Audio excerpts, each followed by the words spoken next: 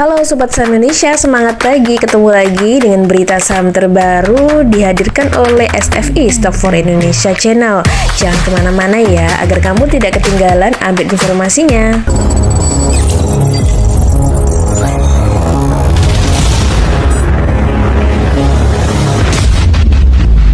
Kita awali berita dari komoditi ya. Yang pertama adalah harga CPO ini yang selalu tertekan nih hingga 11% pada pekan lalu. Nah, bagaimana kira-kira untuk pekan ini? Katanya sih diramal akan rebound nih, akan naik lumayan nih. Tapi kita lihat saja ya.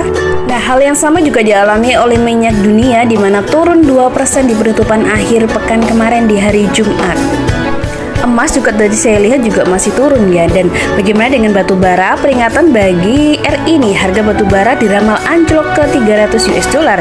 Nah, batu bara juga nih nasibnya ini masih kurang menentu ya, naik turun tapi sekarang ini downtrend ya.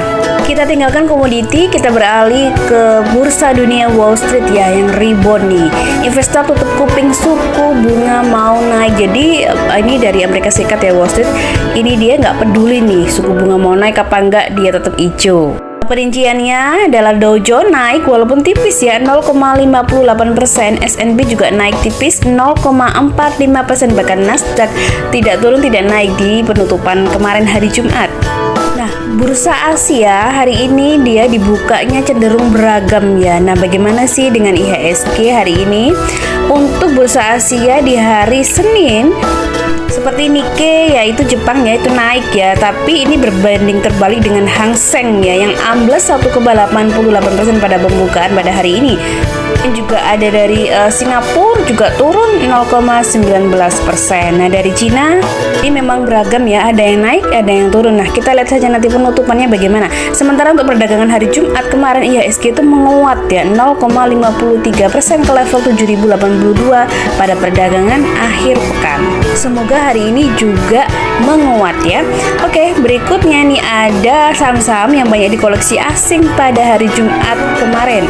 Ini dia listnya 10 saham yang di net buy terbesar asing pada hari Jumat. Yang pertama ada BBJA, masih didominasi oleh perbankan ya. Yang kedua ada BMRI, ada ITMG dan energi ya, UNPR, lalu ada MDKA, Gudang Garam, ICBP, Unilever, INDF dan IMTP Semen. Tapi CNBC pada hari ini ya menuliskan artikel yang cukup meresahkan ya, karena pesimis nih dengan adanya window dressing. Jadi judulnya sudah jangan berharap banyak dari window dressing tahun ini. Kira-kira apakah seperti tahun lalu yang nggak ada window dressing ya, atau kok seperti tahun-tahun sebelumnya kembali lagi ada window dressing?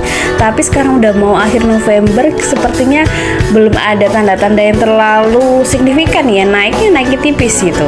Buat teman-teman yang baru nih, yang baru memulai berbisnis saham ya, istilah window dressing sendiri itu mengacu pada strategi dari manajer investasi untuk meningkatkan performa portofolio sebelum disajikan kepada klien atau pemilik dana. Nah, istilah ini melekat pada akhir tahun tapi tidak menutup kemungkinan terjadi pada akhir kuartal.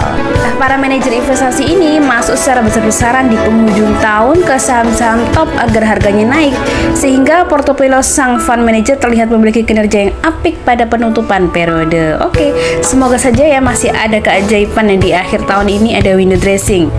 Oke, berikutnya adalah mengenai perbankan nih. Ada keluar yaitu 5 bank di RI dengan aset terbesar. Ternyata ini dia juaranya. Yang pertama ada BMRI, asetnya tuh 1.800 triliun lebih. Kemudian disusul oleh BBRI 1.600 triliun lebih. Kemudian ada BCA nih. Nah, orang-orang banyak menyangka BCA yang nomor 1 di pastinya di awal.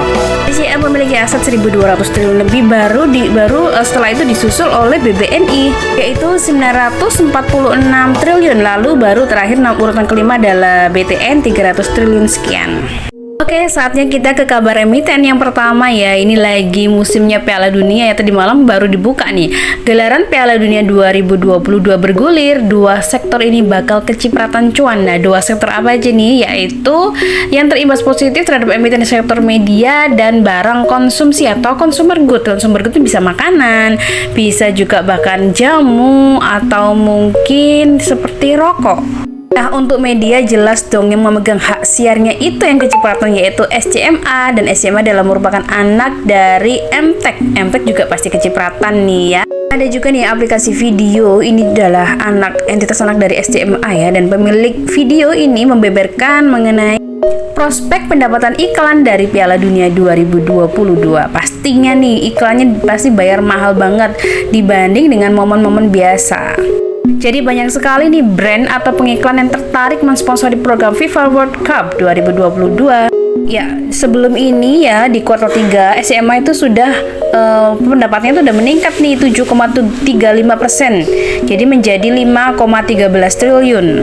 Itu untuk pendapatan iklannya ya. Nah, pendapatan bersihnya itu dia naik 12,77% sebesar 4,95 triliun. Nah, setelah ini gimana prospeknya setelah Piala Dunia? Sudah pasti ya akan naik di pendapatannya. Oke, berikutnya yang juga diuntungkan dengan FIFA World Cup adalah Telkom. Telkom hadirkan live FIFA World Cup Qatar 2022. Tadi SCMA lewat video platform ya, kali ini Telkom melalui IndiHome.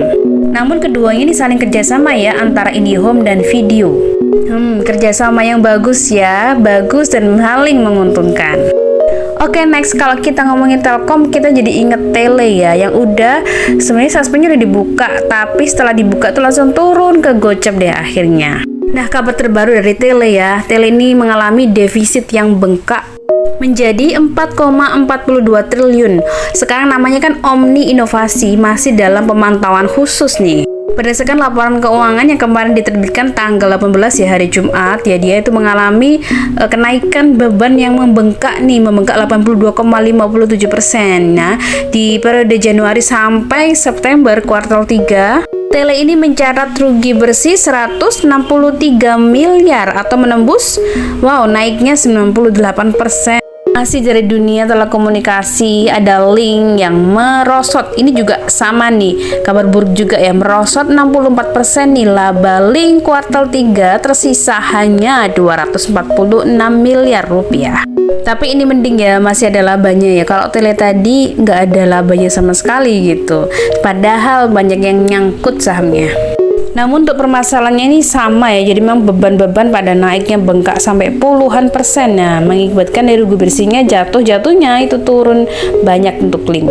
Berikutnya kita ke saham startup yang akan IPO nih, yaitu Venteni Fortuna. IPO 422,9 miliar, menawarkan harga 350 sampai 450 rupiah per lembar saham. Perusahaan ini katanya nih akan melego pada publik itu tanggal 14 Desember 2022. Sementara itu masa penawaran awal dilaksanakan pada Senin nanti.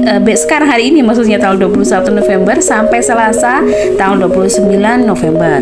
Nah, Sobat Sen Indonesia mau ikut penawarannya aja hari ini atau mau nanti tunggu listingnya tanggal 14 Desember? Untuk total jumlah lembar sahamnya itu 939,78 juta lembar saham atau 15% dari modal ditempatkan perseroan. Nah, ini yang untuk publik aja tuh yang hampir 1 miliar ya.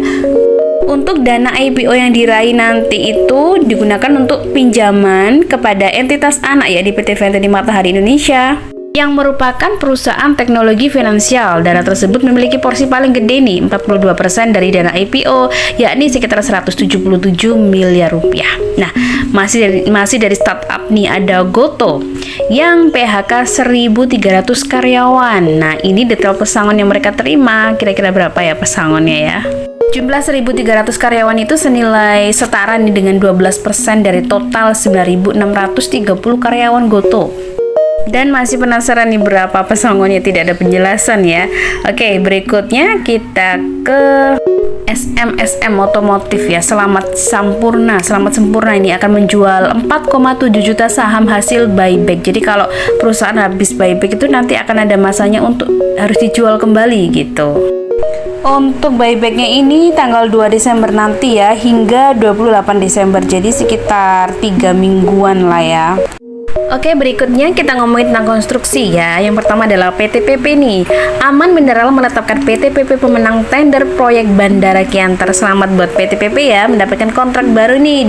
Bandara Kiantar yang berlokasi di Kecamatan Pototano, Kabupaten Sumbawa Barat. Masih dari konstruksi ada Taman nih, kembali beraksi. Katrin borong 21,51 juta lembar saham. Ini bukan rupiah ya, tapi jumlah lembar saham, yaitu PT Tama. Nah, ada apa sih dengan Tama ini kok makin diborong? Jangan-jangan mau ada proyek besar nih. Nah, jadi Bu Katrin tuh memang udah beberapa kali ya untuk menyerok saham Tama ini. Sampai sekarang tuh sahamnya udah senilai 12% lebih nih dari total saham.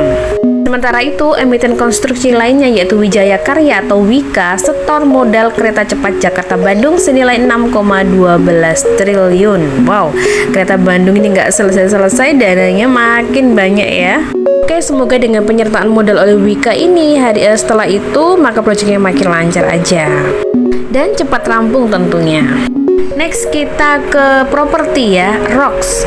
Rugi menipis 62%, ROK kuartal 3 tekor 1,03 miliar rupiah. Walaupun 1,03 namanya rugi ya, tidak ada keuntungan perusahaan, ini juga menjadi PR nih buat perusahaan ya untuk bisa memperbaiki kinerja nih ke depan. Masih dari properti, yaitu yang sekarang masih betah di gocap ya, yaitu KBAG Karya Bersama Anugrah, di mana pendapatannya dia naik berhasil mengantongi laba 8,79 miliar rupiah. Ya, walaupun secara nominal kecil, tapi ini cukup bagus, ada perbaikan kinerja dibandingkan periode yang sama di tahun lalu. Nah, masih di properti ini ada Dimas ya, Pura Delta Lestari yang menyiapkan zona industri khusus data center. Jadi Dimas ini sedang mengembangkan kota Delta Mas ya, sebuah township yang memadukan kawasan hunian dan komersil modern serta kawasan industri bertaraf internasional lengkap dengan berbagai fasilitas dan infrastruktur berkelas dunia. Nah, kawasan tersebut itu ada di daerah Bekasi ya, Jawa Barat, di Cikarang Barat, Kabupaten Bekasi, dan itu di atas tanah seluas 3.200 hektar. Wow, luas sekali. Semoga kita bisa cuan ya dari saham Dimas nih. Hasilnya nih buat cicil-cicil untuk beli kawasan modern bertaraf internasional ini. Oke, kita ke emiten energi dan pertambangan ya. Yang pertama nih ada kabar bagus dari Antam, di mana telah diputuskan nih di pengadilan ya, memenangkan gugatan dari Kredit Surabaya yaitu Pak Philip Tonggorejo. Oke, ini PT Antamnya itu memenangkan perkara ya atas gugatan One Prestasi sebesar 84,120 gram emas ditambah 59,45 miliar serta uang paksa. Ini nilainya jumbo banget nih, sampai kemarin sempat heboh ya.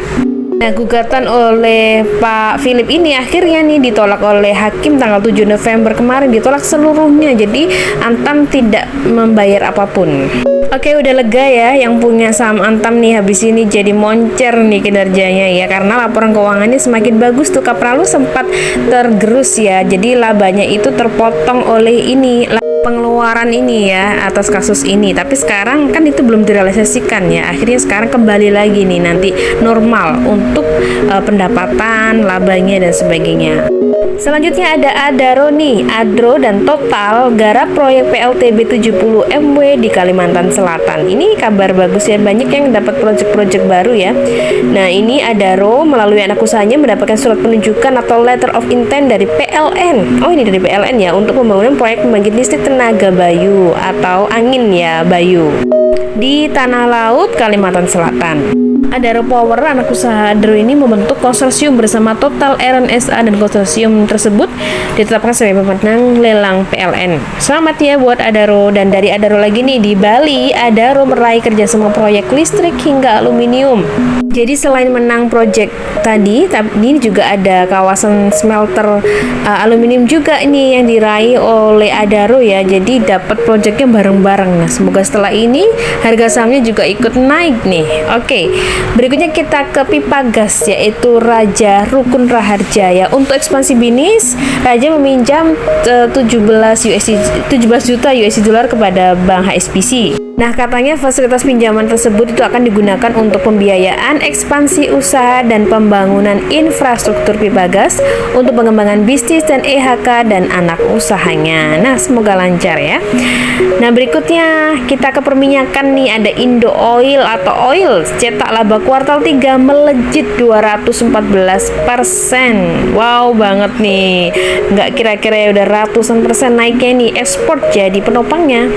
Jadi labanya untuk kuartal 3 tahun ini adalah 12,25 miliar, sedangkan tahun lalu itu cuma 3,89 miliar. Jadi wajar dong ya, naiknya 200% lebih nih. Jadi memang penjualan ekspornya paling besar kontribusinya ya, tumbuhnya itu 212% untuk penjualan ke ekspor. Wow, keren. Nah, dari oil kita ke BWPT, ke sawit. Penjualan tumbuh, rugi bersih Eagle High Plantation atau BWPT turun drastis pada kuartal 2 tahun 2022, masih kuartal 2 ya. Tapi ini keterangan di bawahnya itu sampai 9 bulan ya, artinya adalah sampai kuartal 3 hanya. Bisnis.com ini salah untuk pengetikan ya, bukan kuartal 2 namun kuartal ketiga maksudnya.